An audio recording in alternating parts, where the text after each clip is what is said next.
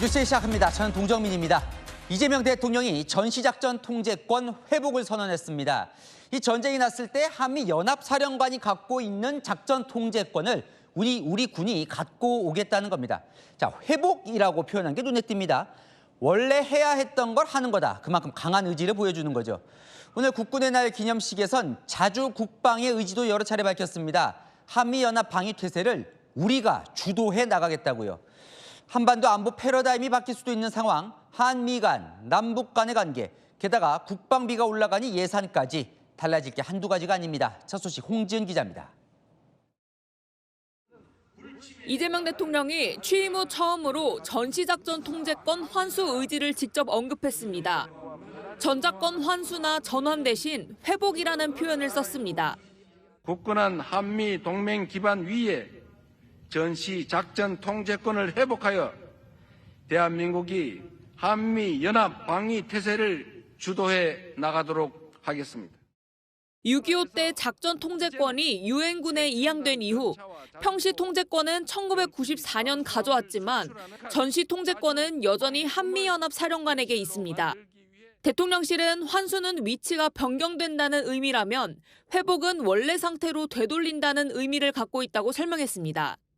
자주 국방의 의지도 수차례 강조했습니다. 강력한 자주 국방의 꿈을 현실로 만들기 위해 세 가지 약속을 드립니다. 내년도 국방 예산을 전년에 대비해 8.2%로 대폭 늘어난 66조 3천억 원으로 편성해서 첨단 무기 체계를 도입하고 오늘 대통령 기념사의 핵심은 자주 국방 선언입니다. 교착 상태인 관세 협상과도 무관치 않다는 해석이 나옵니다. 한 외교 소식통은 우리가 안보에서 너무 신세를 지고 있으니 대미 협상력이 약하다며 주한미군이 빠져도 작전 지휘를 할 수 있어야 한다고 말했습니다. 안규배 국방부 장관은 어제 한미 통합국방협의체 회의에서 전작권 전환에 상당한 진전이 있다고 전했습니다. 전작권 전환 3단계 조건 중 2단계는 조만간 마무리할 수 있다는 관측이 나옵니다. 채널A 뉴스 홍재리입니다. 자주 국방하려면 가장 갖춰야 할 거 바로 강력한 무기죠. 오늘 국군의 날 열병식에선 각종 신무기들이 최초로 공개됐습니다. 강력한 화력을 자랑하는 명품 무기들도 위용을 자랑했는데요. 함께 보시죠. 박선영 기자입니다. 이재명 대통령이 탄 차량 옆으로 우리 군의 주요 전력들이 도열해 있습니다. 최초의 국산 미사일 방어체계 천궁2를 시작으로 한국형 사드로 불리는 장거리지대공 유도무기 LSAM도 모습을 드러냅니다. 지난해 국군의 날 행사에 처음 등장한 괴물 미사일 현무5도 보입니다. 육해 공군의 모든 역량이 결집된 대한민국의 가장 강력한 힘입니다. 하늘에서는 아파치와 수리온 등 각종 공격용 헬기를 비롯해 국내 기술로 개발 중인 KF-21 등 각종 전투기가 편대 비행하며 위용을 뽐냈습니다. 군은 7가지 출신 무기들도 처음 공개했습니다. 현대전의 핵심으로 떠오른 무인기가 다수 공개됐는데 여러 대가 함께 움직이며 전자파 교란, 정밀 타격을 할 수 있는 저피탄 무인 편대기를 비롯해 중소형 자폭 무인기, 다목적 스텔스 무인기 등이 눈길을 끌었습니다. GPS를 사용할 수 없는 지하시설에도 수색을 할 수 있는 협업 기반 자율 탐사 로봇과 지뢰 탐지도 가능한 폭발물 탐지 로봇은 줄어드는 병력 자원의 공백을 메울 수 있습니다. 우리 공군의 특수비행팀 블랙이글스도 고난도 비행 실력을 뽐냈습니다. 여러분 왼쪽에서 블랙이글스의 다이아몬드 대용입니다. 오늘 열병식에서는 국군이 보유한 무기체계 40여 종, 100여 대의 무기가 등장했습니다. 채널A 뉴스 박선영입니다. 자주 국방하려면 지킬 군인도 있어야겠죠. 하지만 저출산으로 병사들이 계속 줄어들고 있습니다.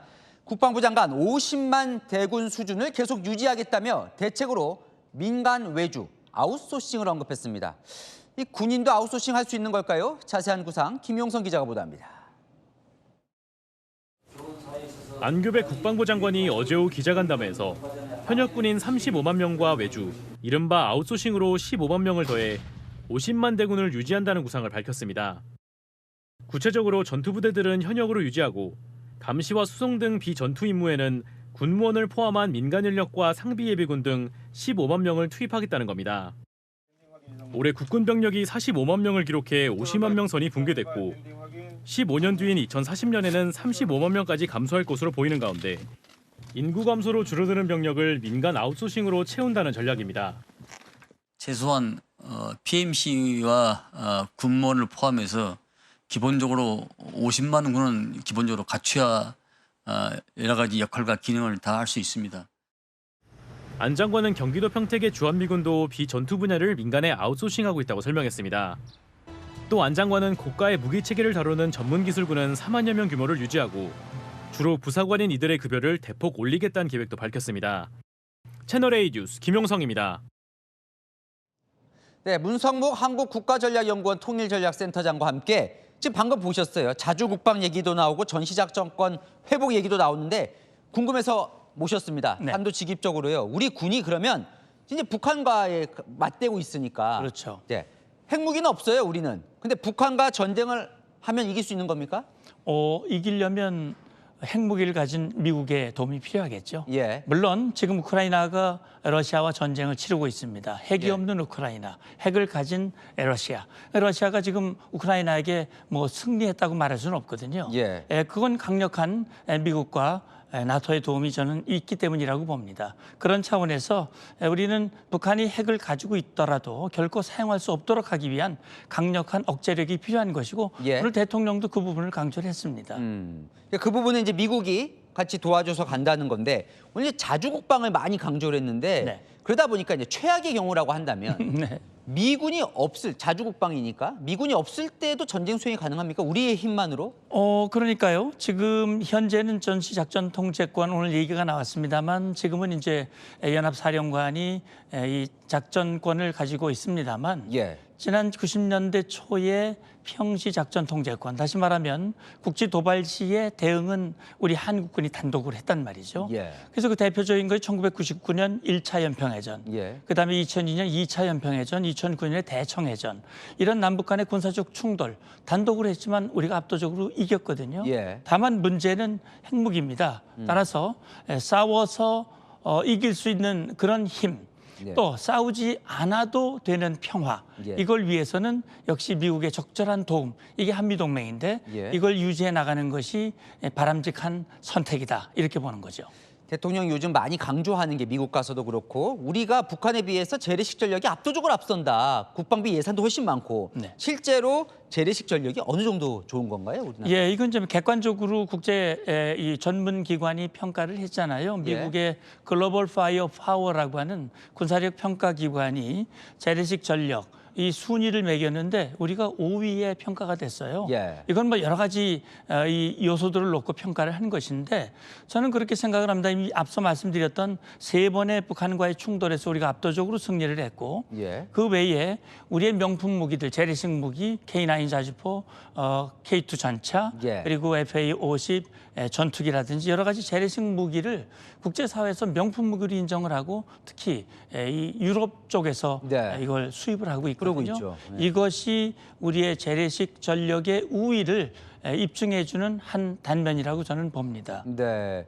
게다가 오늘 좀 국군의 날이에요, 마침. 근데 오늘 열병식이 있었는데 거기서 이제 신무기 7종이 공개가 됐거든요. 어때요? 뭔가 이게 좀 우리나라의 확실한 자주국방에 좀 이렇게 대비가 될 수 있는 무기들입니까? 예, 대통령이 강조한 것이 이제 이 과학기술에 기초한 그런 선진 강군을 얘기를 한 것이거든요. 예. 그래서 뭐 AI 기반한 그런 첨단 기술력.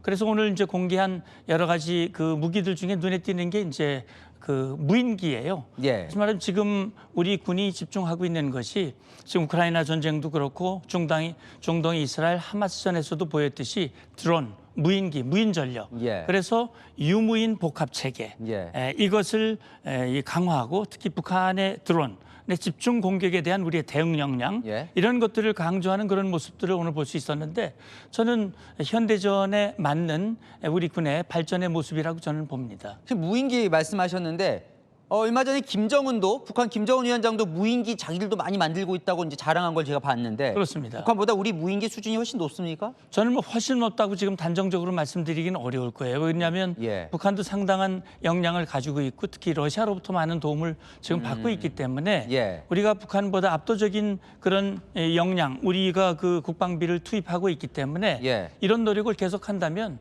뭐 북한을 압도할 수 있는 그런 역량을 구비할 수 있다고 봅니다. 아무리 무인기라고 해도 결국 이제 병력이 중요할 텐데 그렇습니다. 방금 리포트 보고 저는 조금 깜짝 놀랐어요. 국방부 장관이 군인인데 민간에게 아웃소싱을 할 수 있다? 이게 가능한 거예요? 예, 저는 뭐 현역을 군인을 아웃소싱 한다는 그런 뜻보다는 예. 이제 군에서 여러 가지 할 일들이 있는데 전투 임무는 현역 군인들이 하도록 맡기고 예. 전투 임무가 아닌 지원 업무들이 있습니다. 예를 들자면 경계 근무라든지 아하. 그다음에 뭐 건물의 관리라든지 뭐 이런 그 병참 지원이라든지 이런 이 전투 분야, 비전투 분야, 근무 지원 분야들은 이제 군무원이라든지 민간 인력 이런 민간 인력들을 이 충원을 해서 도움을 아웃소싱을 해서 전투력을 보완하겠다. 저는 그런 뜻으로 이해를 했고요. 실제 우리 국방 개혁 그 정책에도 그와 유사한 내용들이 전투로 있는 것으로 알고 있습니다. 근데 군이 이게 보안이 워낙 중요한데 민간인이 와서 이렇게 같이 해도 상관없습니까? 예, 그러니까 지금 뭐 예를 들어서 주한 미군기지 캠프 험프리스에 가면 그 경계 근무 인력들을 민간인들이 외주를 줘서 하고 있거든요. 자, 그런 것은 뭐 거기 들어오는 인원들은 철저하게 이 사전 검증들을 해서 불안 요소들을 최소화시키고 용병하고는 다른 거죠? 용병과는 다른 그런 개념이라고 보시면 됩니다. 알겠습니다. 여기까지 듣겠습니다. 문성목 센터장과 이야기 나눠봤습니다. 나와주셔서 감사합니다. 감사합니다. 자, 이 전 세계 국방 최강국이죠. 미국도 국방력 강화에 나섰는데요. 자, 부서 이름을 전쟁부라고 바꾼 트럼프 미 대통령. 전 세계에 나가 있는 현역 장성 800여 명 전원을 부르더니 싸워서 이기는 기계가 되어야 한다며 2시간 동안 정신교육을 했습니다. 문예빈 기자입니다. 미 본토로 일시 소집된 세계 미군 장성급 지휘관 800여 명. 머리 희끗한 별들 앞에 선 사람은 헤그세스 미 국방장관입니다. 자신보다 10살 이상 많은 장성 앞에서 그는 시작부터 위협적인 발언을 했습니다. Welcome to the War Department. Because the era of the Department of Defense is over. 최근 전쟁부로 명칭을 바꾼 것을 언급하며 방어가 아닌 공격을 하는 부대로 거듭날 것을 강조한 겁니다. 그러면서 정신개조의 시작은 자기 관리라고 말했습니다. It's completely unacceptable to see fat generals and admirals in the halls of the Pentagon and leading commands around the country and the world. It's a bad look. It is bad, and it's not who we are. 뒤이어 등장한 트럼프 대통령은 편하게 있으라며 풀어주는가 싶더니 분위기를 서늘하게 만들었습니다. If you don't like what I'm saying, you can leave the room. Of course, there goes your rank, there goes your future. 이어 미군을 승리기계이자 세계 최강 군대로 다시 세우겠다고 덧붙였습니다.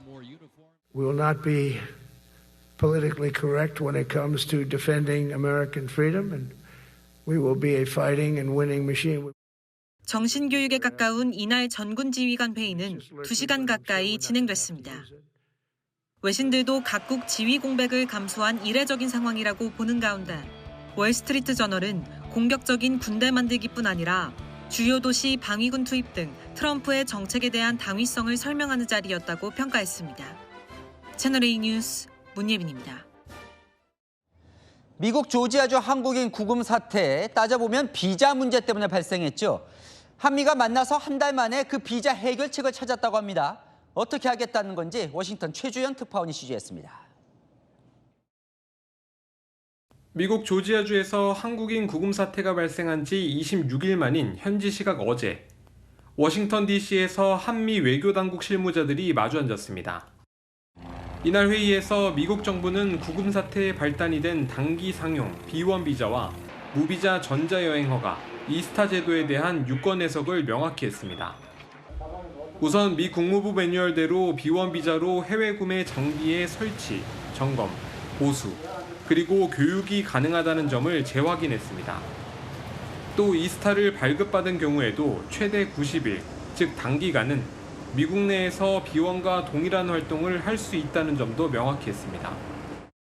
구금됐던 한국인 317명 중 상당수가 이스타와 비원 비자를 보유하고도 법 집행 대상이 됐던 상황에서 유사한 사태가 재발하지 않도록 하겠다는 입장을 미국 정부로부터 확인한 겁니다. 특히 크리스토퍼 랜도 미 국무부 부장관도 회의에 참석해 조지아 사태에 대한 유감과 재발 방지 필요성을 재차 강조한 것으로 알려졌습니다. 현지 소식통은 미 국무부 2인자가 직접 나설 정도로 대미 투자에서 한국의 역할이 커진 것으로 보인다고 분석했습니다. 미국 정부는 주한미국 대사관에 한국 기업들의 대미 투자 비자 문제를 전담할 데스크를 설치해 이르면 다음 달부터 운영하기로 했습니다. 한미 정부는 빠른 시일 내에 다시 만나 비자 제도 개선을 위한 추가 협의를 할 계획입니다. 우리 정부는 미국 IC와 접촉면을 넓혀 비자 세부 내용을 긴밀히 공유하는 등 제2의 조지아 사태를 막겠다는 방침입니다. 워싱턴에서 채널A 뉴스 최주현입니다. 네, 검찰 폐지에 반발해 김건희 특검 파견 검사들이 전원 복귀를 요청하면서 그 파장이 커지고 있습니다. 민주당, 이건 항명이자 형사처벌 대상이라며 강도 높은 비판을 쏟아냈는데요. 옷을 벗겨 추방해야 한다는 목소리까지 나왔습니다.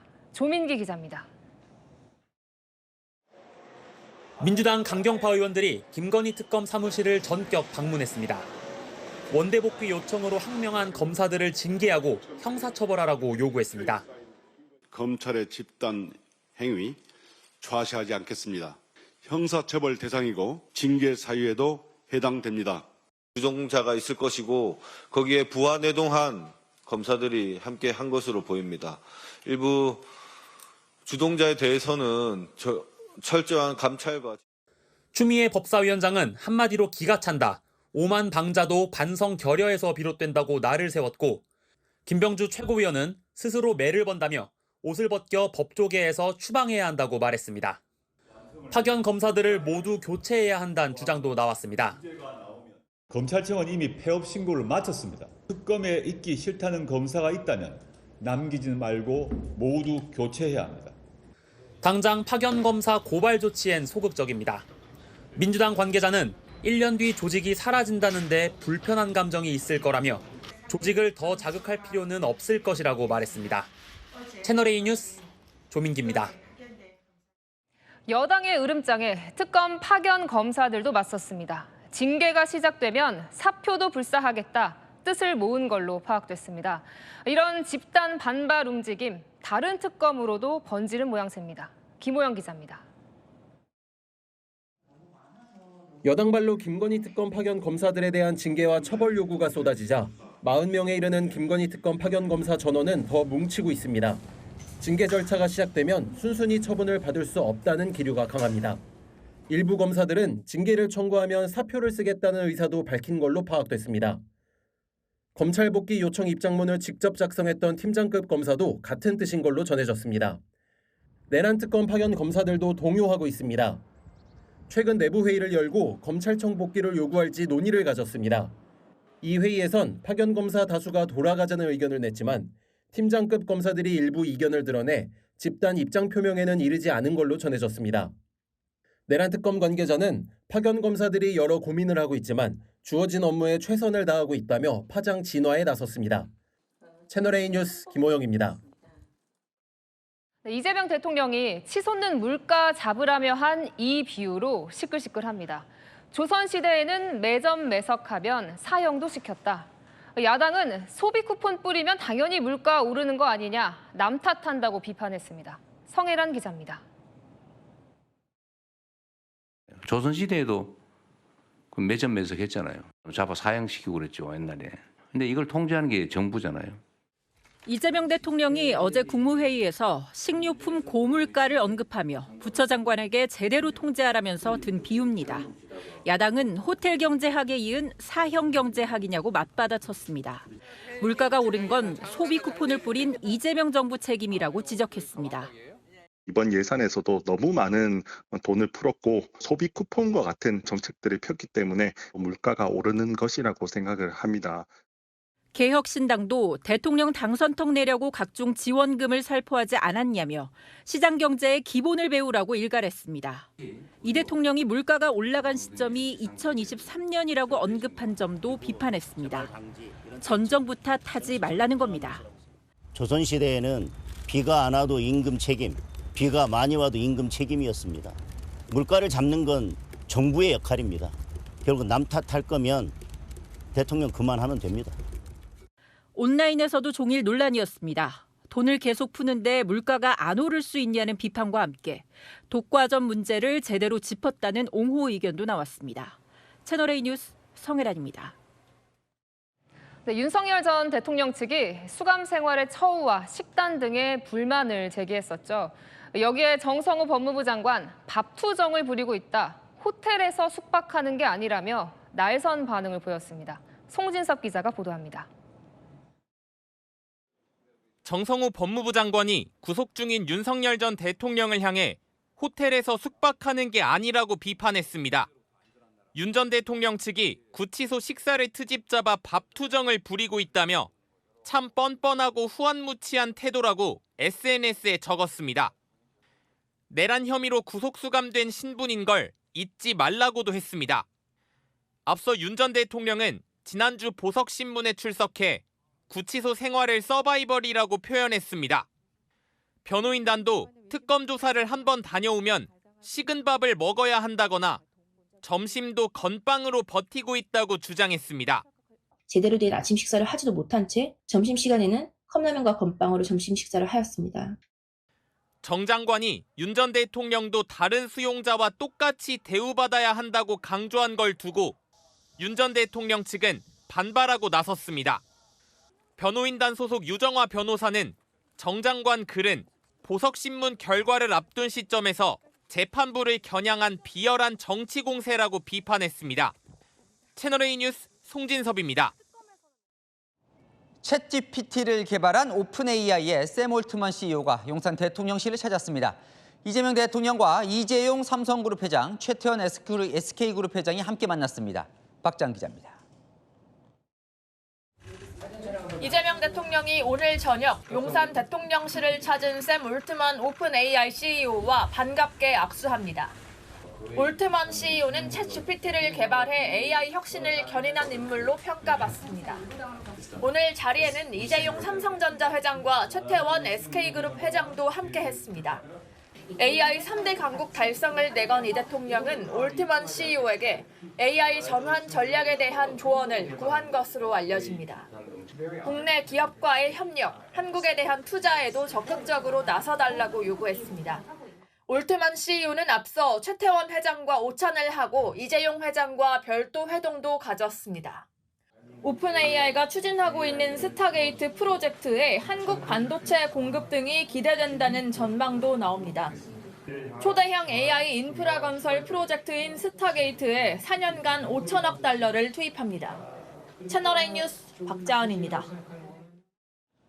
가수이자 연예기획사 JYP 대표인 박진영 씨, 장관급인 대통령 직속 대중문화교류위원회 공동위원장을 맡았죠.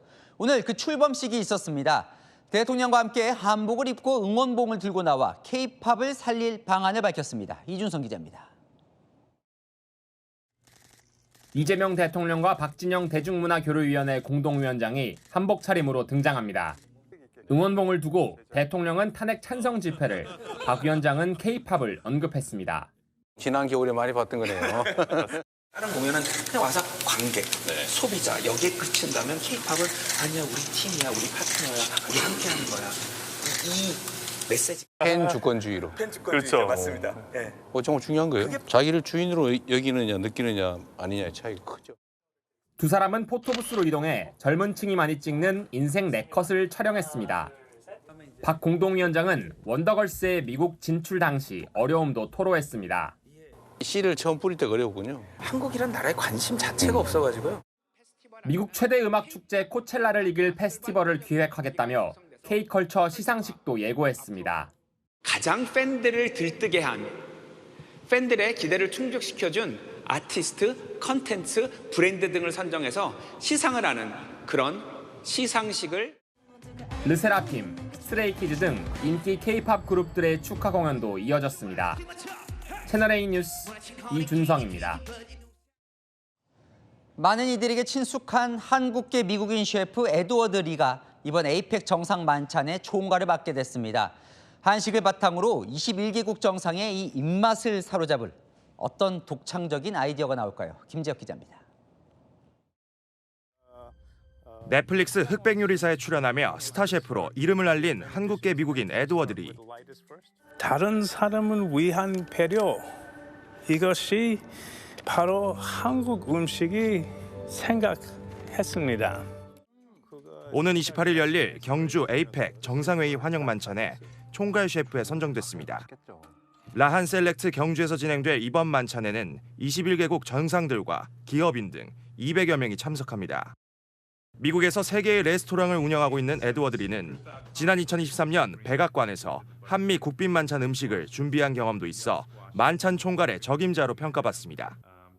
리 셰프가 전통장을 비롯한 한식에 큰 관심을 나타낸 만큼 만찬 메뉴에는 한식을 기반으로 한 독창적인 아이디어가 반영될 것으로 보입니다. I've been eating Korean food my whole life. I'm really curious about chang, 간장, 된장, 고추장. I want to go deeper and understand more. 만찬은 리 셰프 총괄 아래 라한 호텔과 서울 롯데 호텔 셰프들이 총출동해 준비하는 것으로 알려졌습니다. 채널A 뉴스 김재혁입니다. 서울 시민의 대표 쉼터인 청계천, 오늘로 20년을 맞았습니다. 곡과 도로 걷어내고 물길 이은 거죠. 청계천의 과거와 오늘, 광민경 기자가 둘러봤습니다. 이런 때도 있었습니다. 서울의 중심부 청계천 하늘 위를 꿰뚫는 3일 고가 고속도로가 개통됐습니다. 물길을 막아 회백색 고가도로를 올렸던 1969년. 그냥 개울 내려가서 빨래도 하고 밑에는 인도 다니고 고가가 이렇게 내려막이었다고. 2000년대의 시작과 함께 변화가 찾아옵니다. 청계천이 열리면 서울이 살고 서울이 살면 나라가 산다는 말처럼 부디 청계천 복원이 국군 융성에 큰 기회가 되기를. 앞서 보신 이명박 당시 서울시장의 복원선언 이후 청계천 위 고가가 사라지고 이렇게 물이 흐르는 청계천이 됐습니다. 오늘은 이 청계천이 복원된 지 딱 20년 되는 날입니다. 물길을 사이에 둔 산책로는 도심 속 쉼터입니다. 주 2회 정도 하고 있어요. 청계천 오면 징검다리가 있어서 옛 향수가 생각이 나서 그게 좋고요. 외국인 관광객에게는 이곳에서 발 한 번 담그는 것도 한국 체험입니다. What's your favorite thing about 청계천? So I like how they were able to take a place that was really harming the area before with pollution and everything, and to make it into this wonderful space for everyone to come and enjoy time together. Do you have any special experience about 청계천? Yeah, no, 청계천, it's like our afternoon class.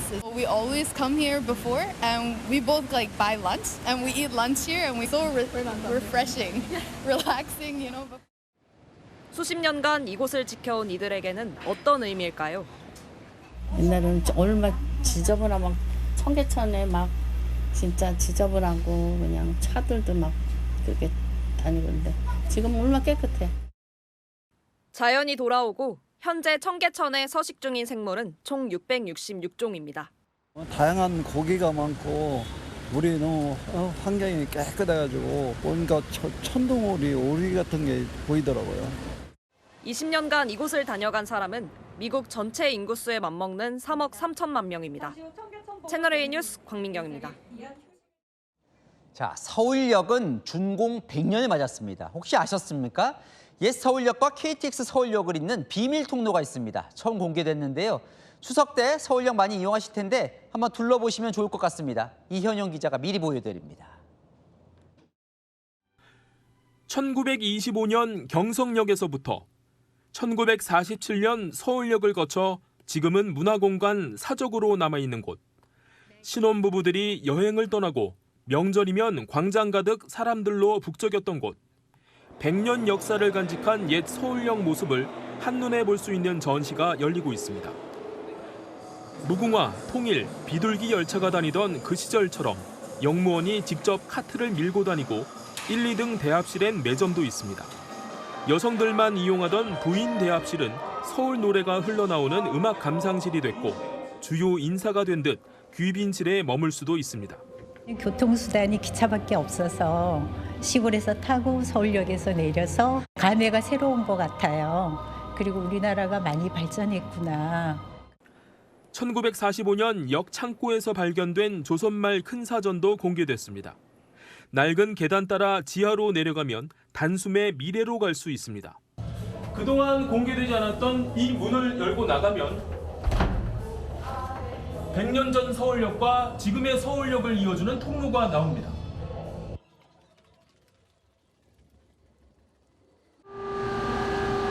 이처럼 30초 만에 이렇게 KTX 플랫폼이 나오는데요. 보시는 것처럼 산행 열차가 지금 출발하고 있습니다. 1925년 서울역 준공과 함께 문을 연 한국 최초 서양식 식당 그릴의 주방이 있던 곳으로 이번에 처음으로 공개한 겁니다.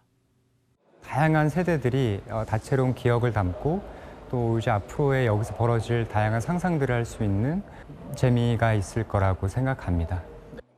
전시는 다음 달 말까지로 과거와 현재 두 역사를 잇는 통로도 상시 개방을 검토 중입니다.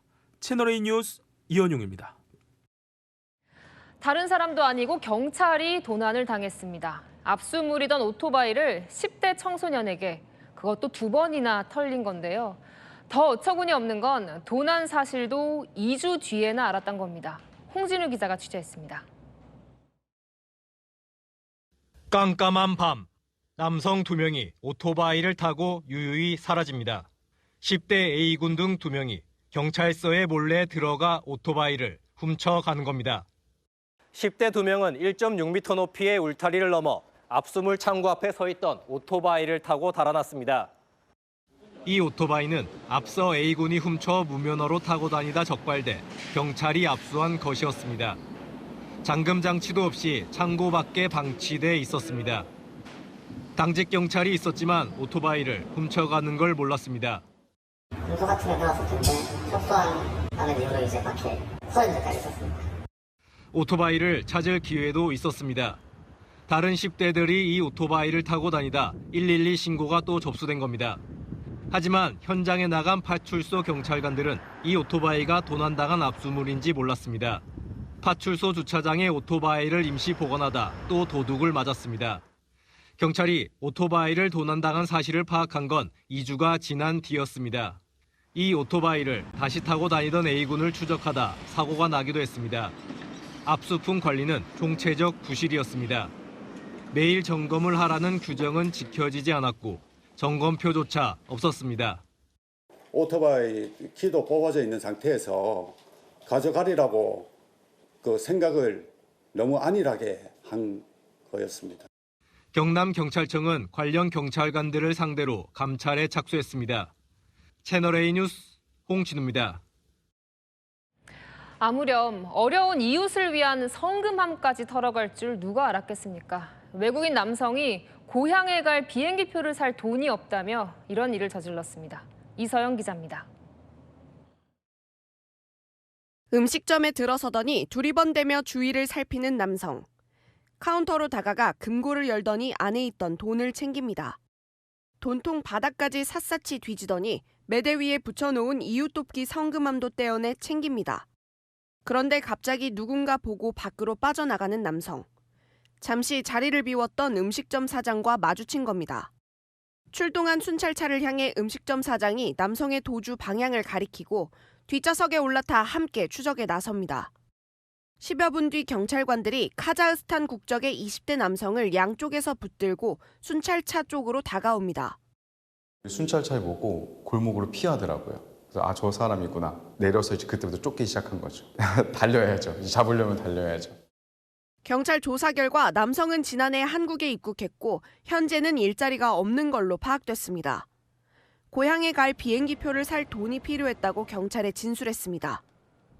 경찰은 피해 금액이 49만 원으로 파악됐다며 남성이 불법 체류자는 아니라고 밝혔습니다. 채널A 뉴스 이서영입니다. 이른 새벽 아파트에서 난 불에 40대 남성이 복도로 뛰쳐나와 이웃들에게 위험을 알리고 거동이 불편한 노모를 구하러 다시 불길로 뛰어들었습니다. 안타깝게도 스스로는 끝내 화마를 피하지 못했습니다. 김지우 기자입니다. 아파트 위쪽으로 시뻘건 화염이 보입니다. 시커먼 연기가 밤하늘을 뒤덮습니다. 화재 경보음 사이로 주민들의 다급한 목소리가 들립니다.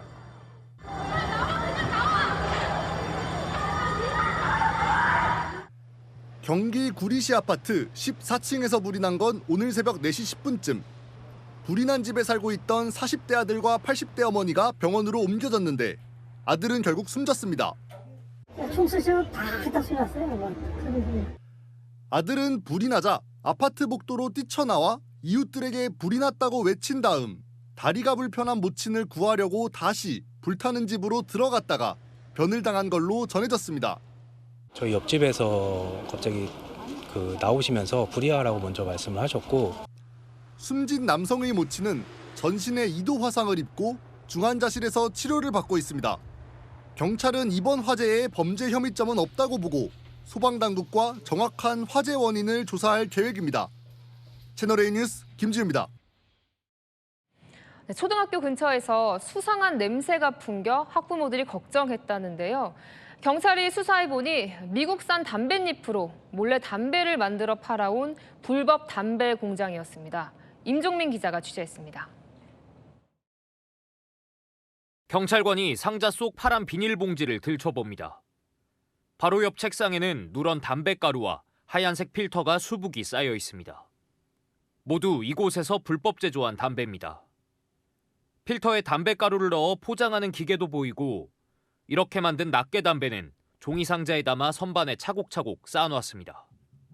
미국산 담뱃잎으로 만든 수제 담배라고 홍보하며 한 갑당 2,500원씩 받고 택배로 팔았습니다. 이 담배 공장은 초등학교 바로 앞 건물 지하에서 운영해 왔는데 수상한 냄새가 난다는 주변 학부형들의 제보가 검거로 이어졌습니다. 기계 수리를 했거든요. 일반 담배 냄새가 아니라 피우는 냄새가 아니라 담배째 냄새. 적발 직후 손님들이 만든 담배라고 주장하던 업체 대표는 결국 담배사업법 위반 혐의로 현행범 체포됐습니다. 경찰은 담뱃잎 16kg과 500만 원 상당의 불법 담배도 압수했습니다. 채널A 뉴스 임종민입니다. 주차장에 서 있던 차량에서 불이 났습니다. 엿새 전 국가 전산망 마비 사태를 일으킨 대전 국가정보자원 관리원이었는데요. 복구도 마치지 못해 가뜩이나 어수선한데 현장은 또 한 번 긴장감이 감돌았습니다. 김대욱 기자입니다. 주차장에 있는 차량에서 연기가 치솟습니다. 소방관들이 불을 끄고 차량 내부를 살펴봅니다. 대전 국가정보자원 관리원 주차장에 세워져 있던 SUV에서 불이 난 건 오후 12시 18분쯤입니다. 신고를 받고 출동한 소방당국은 10여 분 만에 불길을 잡았습니다. 지난달 26일 화재로 국가 전산망이 마비되고 전산실 복구도 마치지 못한 상황에서 또 불이 난 겁니다. 엿새 만에 또 발생한 화재에 가슴을 쓸어내려야 했습니다. 사람은 없었는 것 같아요. 엄청 연기가 많이 나서 어마어마했어요. 이런 가운데 국정자원 화재 사건을 수사 중인 경찰은 업무상 실화 혐의로 국정자원 관계자와 배터리 교체 작업자 등 4명을 입건했습니다. 현장 책임자 등 4명에 대해서 입건을 해서 수사 진행 중이고요. 향후에는 화재 원인 규명과 그다음에 추가 조사가 필요한 사람들에 대해서 추가 조사를 진행할 예정입니다. 전산실 내외부에 설치된 CCTV 25대에 녹화된 영상도 확보해 분석 중입니다. 채널A 뉴스 김대욱입니다. 네, 이번 국가정보자원관리원 화재 과정에선 리튬 배터리가 전산 서버와 너무 가까이 붙어 있었던 게 피해를 키웠죠. 불이 서버로 옮겨 붙지 않도록 최소 1.5m 간격을 둬야 하는데 확인 결과 국정자원처럼 다닥다닥 붙어 있는 곳이 전국에 110곳이나 됩니다. 여기엔 업무 마비라도 된다면 아찔한 광화문 정부 서울청사도 포함돼 있습니다. 구자준 기자가 단독 취재했습니다. 2달 전 한국전기안전공사는 국정자원에 안전점검을 나갔습니다. 배터리와 서버는 최소 1.5m 이상 거리를 두는 게 규정이지만 간격은 60cm밖에 되지 않았습니다.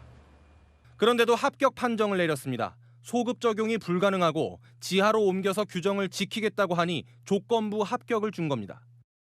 그렇게 지하로 배터리를 옮기던 중 화재가 발생했습니다.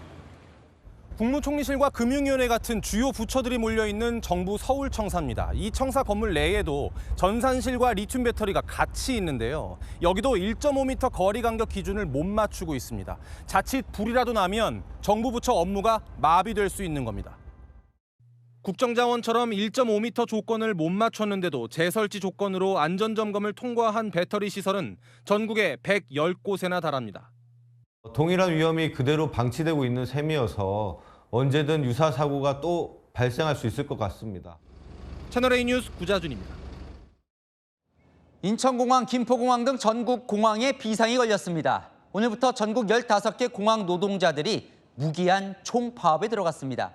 이 코앞으로 다가온 추석 연휴가 걱정인데요. 파업 첫날 모습을 조현진 기자가 취재했습니다. 승객들로 붐비는 인천공항 터미널.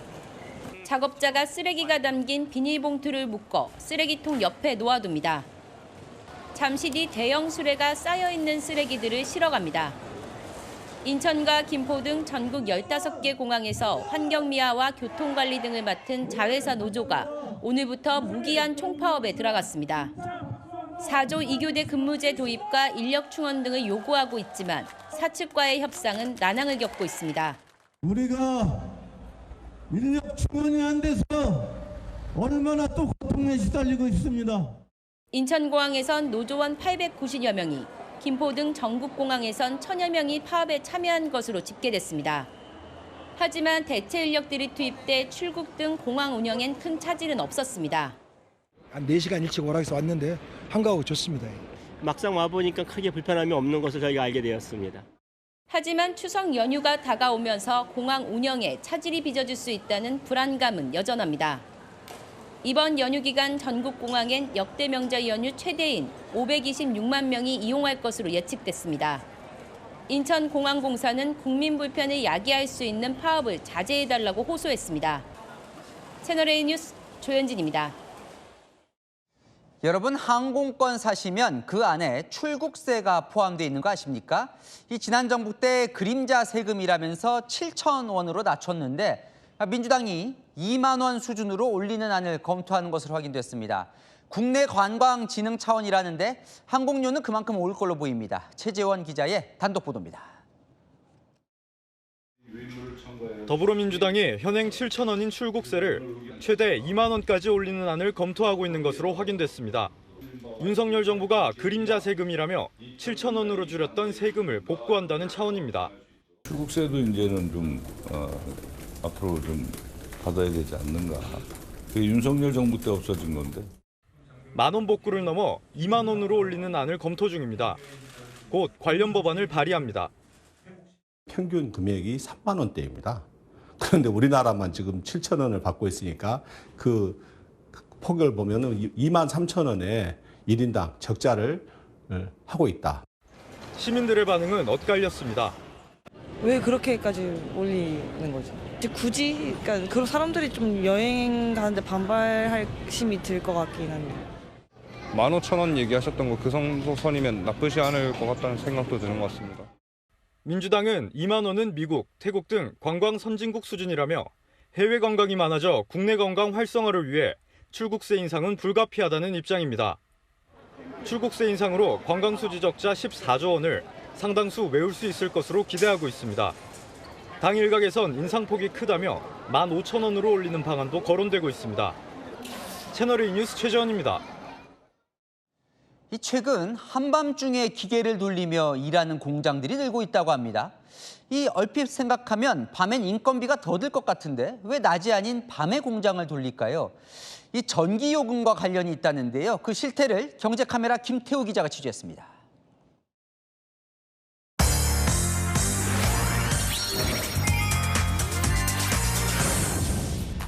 금속을 녹이는 작업이 한창인 인천 서구의 한 주물업체. 창사 47년 만에 처음으로 지난해 3억 원의 적자를 냈습니다. 적자 이유는 급등한 전기요금이었습니다. 지난 3년간 산업용 전기요금이 70% 가까이 올라 비용 부담이 크게 늘어난 겁니다. 장비들에 인버터를 달아 기계가 가동하지 않을 때는 전원이 자동으로 꺼지게끔 하고 있지만 역부족입니다. 연간 전력비가 21년에 13억이었다 그러면 지금 기준으로는 20억이 넘습니다. 어마어마하게 올랐어요. 우리나라 산업용 전기요금은 미국, 중국 등 주요 국가들보다 비쌉니다.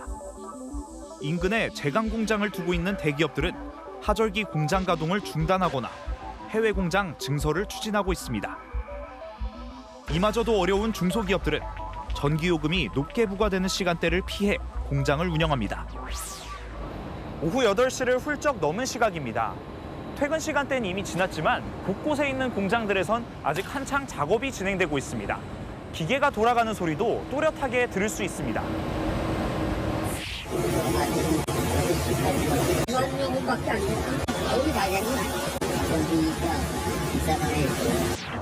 경영난에 거듭되는 전기요금 인상을 버티지 못하고 문을 닫는 공장도 매년 늘고 있습니다.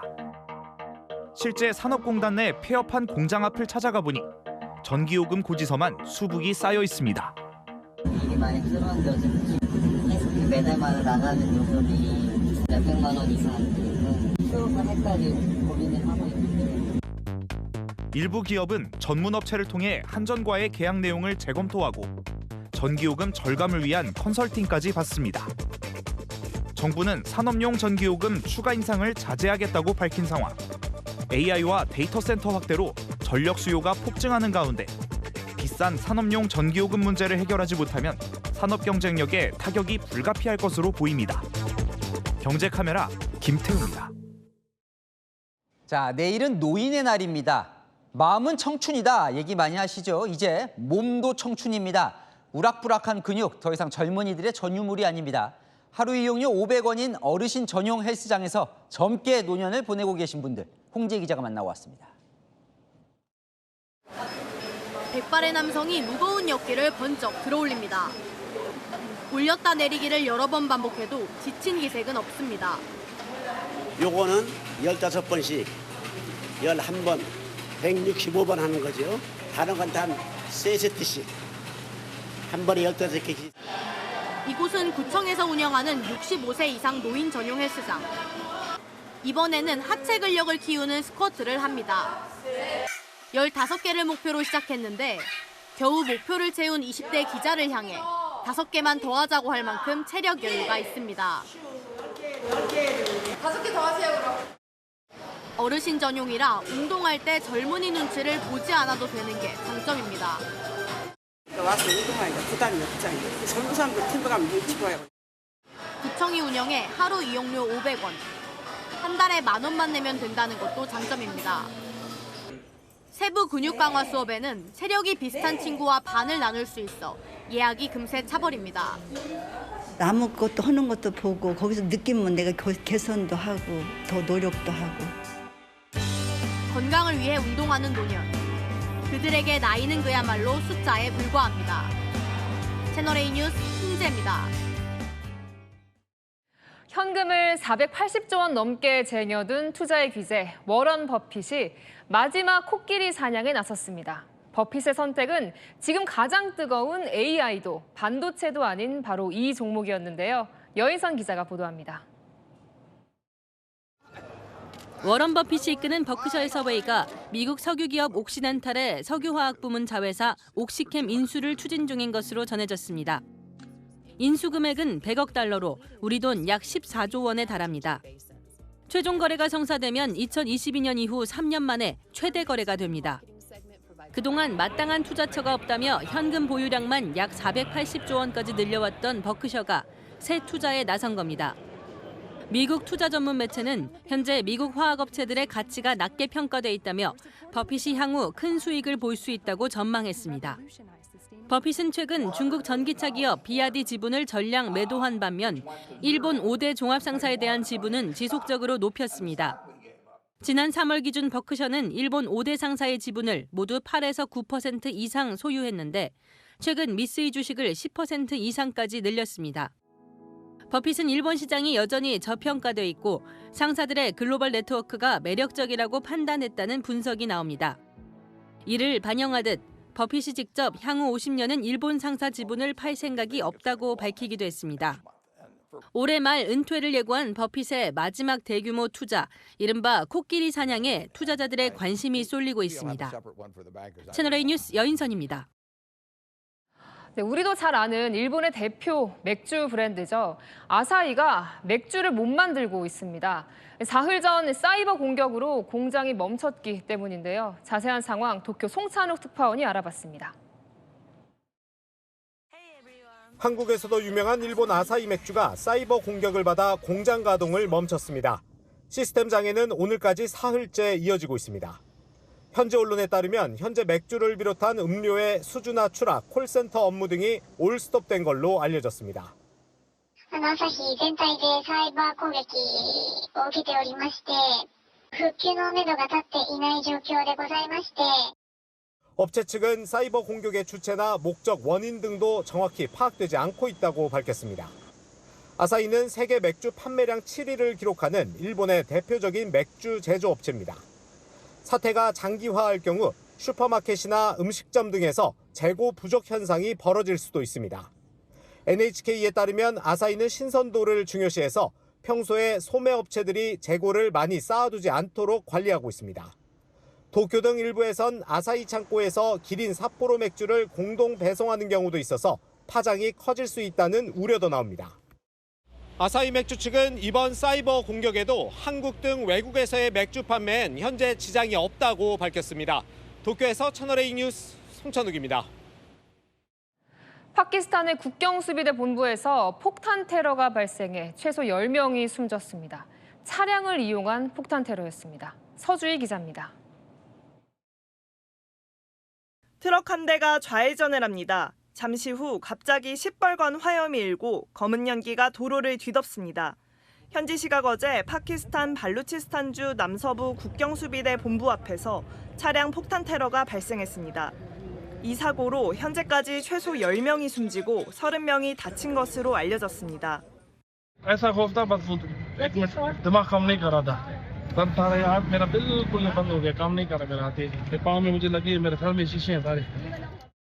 현지 당국은 자살폭탄 테러범이 트럭을 운전하고 있었고 무장괴한들이 본부를 습격했다며 보안군과 총격전 끝에 4명이 사살됐다고 밝혔습니다.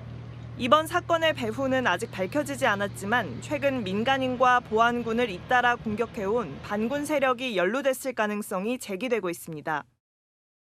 어린아이가 식탁 위에 올라서서 우유를 마십니다. 아이 아버지로 추정되는 남성이 우유를 계속 마시도록 독려하는 듯 웃으며 우유병을 받쳐주고 있습니다. 주변 사람들도 환호를 보냅니다. 최근 세계 최대 맥주 축제인 독일 옥토버페스트에서 어린아이가 우유를 마치 술처럼 원샷하는 장면이 공개돼 논란이 되고 있습니다. 현지 매체는 아이의 인권을 침해하고 어른들의 폭음 문화를 강요한 부적절한 사례라고 우려를 나타냈습니다. 채널A 뉴스 서주입니다. 관광지로 유명한 필리핀 세부가 어젯밤 공포에 휩싸였습니다. 한밤중 일어난 규모 6.9 강진으로 건물이 무너지고 현재까지 69명이 숨졌습니다. 우리 국민 1명도 경상을 입은 걸로 알려졌습니다. 장하연 기자입니다. 굉음과 함께 땅이 흔들리자 거리에 있던 사람들이 놀라 서로 부둥켜 앉습니다. 미인 선발대회가 열리던 한 호텔 연회장에서는 참가자들이 드레스를 입은 채 우왕좌왕하는 모습도 포착됐습니다. 근처에 있던 성당은 진동을 견디지 못하고 무너져 내렸습니다. 현지 시각 어제 오후 9시 59분쯤 필리핀 중부 세부 해역에서 규모 6.9의 강진이 발생했습니다. 로이터 통신 등에 따르면 현재까지 사망자만 최소 69명인 것으로 알려졌습니다. 우리 외교부는 우리 국민 1명도 낙하물 피해로 경상을 입은 것으로 확인돼 영사 조력을 하고 있다고 밝혔습니다. 차들이 흙탕물을 헤치며 앞으로 나아가고 사람들도 허리까지 차오른 물살을 가르며 걸어갑니다. 배가 정박한 항구도 바로 옆 인도도 모두 흙탕물로 뒤덮여 경계를 알 수 없을 정도입니다. 인근 공항은 천장에서 빗줄기가 쏟아지고 쓰레바지로 치워보지만 역부족입니다. Creo que está abierto el techo, mira. Tanto agua. Está lloviendo normal como fuera. 파티의 섬으로 유명한 스페인 이비자에서 현지 시각 어제 오전부터 시간당 180mm의 폭우가 내려 홍수 피해가 났습니다. 이비자 섬이 속한 발렌시아 지역은 지난해 10월에도 폭우와 홍수로 약 230명이 숨졌는데 또다시 큰 피해를 입었습니다. 채널A 뉴스 장하연입니다. 내일은 대체로 흐리다가 미세먼지가 유입되며 공기가 탁해집니다. 중부와 남부에는 소나기 또는 비가 오겠습니다. 가을의 불청객 미세먼지가 찾아오는데요. 수도권과 충청, 호남 지역은 밤에 먼지 농도 나쁨까지 오릅니다. 내일 오후에는 중부 곳곳에 소나기가 지나겠고 밤부터 전남과 제주에 비가 시작됩니다. 추석 연휴는 궂은 날씨가 예상됩니다. 연휴 첫날인 금요일 충청 이남에 많은 비가 예상되고요. 일요일과 월요일 수도권과 강원에 비 예보 있습니다. 날씨였습니다.